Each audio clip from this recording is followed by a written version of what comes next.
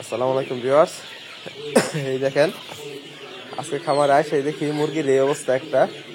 তো কিভাবে মারছে একবার একটু কল্পনা করেন। এর যে পেটের ভিতরে যা ছিল একদম সব বের করে মুরগিগুলা খাইয়া ফেলছে। তো আমরা কিন্তু এই মুরগির এতটুকু অবশিষ্ট পাইছি, এছাড়া আর কিছু পাই নাই। তো আমরা গতকালকে রাতে একটু তাড়াতাড়ি পানি দিয়ে চলে গেছিলাম, হয়তোবা ক্ষুধার জন্য বা কোনো কারণে এই অবস্থা করছে। অবস্থা দেখছেন কি করছে। তো যাই হোক, আলহামদুলিল্লাহ একটাই করছে, দেশি মুরগির সমস্যা করে নাই। তো ঠুট না কাটার জন্য আমরা কি পরিমাণ বিপদে আছি আপনারা তো অবশ্যই বুঝতে পারতেছেন এই মুরগিটা দেখা। তো মুরগির অবস্থাটা দেখেন কি করছে। হ্যাঁ, মানে কিছু বিভৎস জিনিস আছে, তার কথা দেখলে চিন্তা করলেও খারাপ লাগে। তো এইটা আসলে ওইরকমই একটা বিভৎস জিনিস, তার কথা দেখলে এবং চিন্তা করলেও খারাপ লাগে।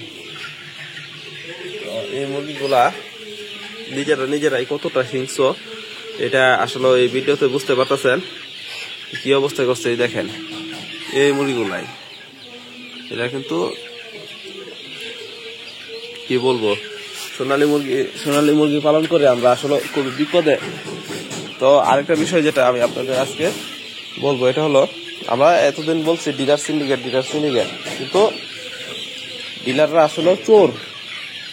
তো ওরা কি করছে আমি আপনাদের বলি, এই ডিলার আমাদেরকে খাদ্য তো দিছেই না, এবং আমাদেরকে যে মুরগিগুলা দিছে এগুলা আসলে হাইব্রিড মুরগি না।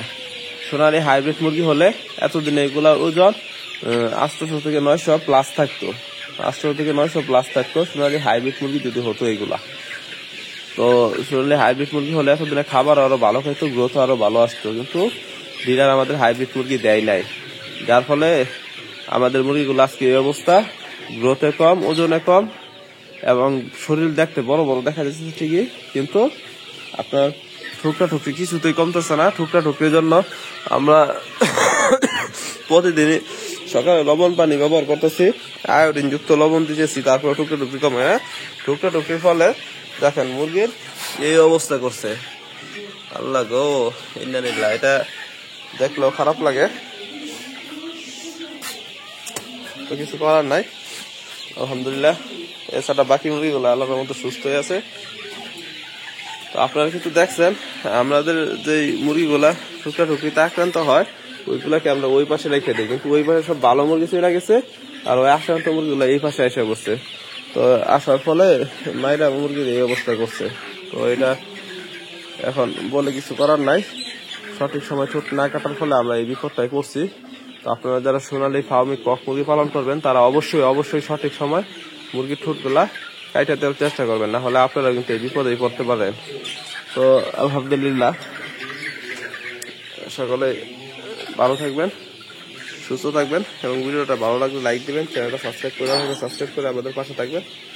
আসসালামু আলাইকুম।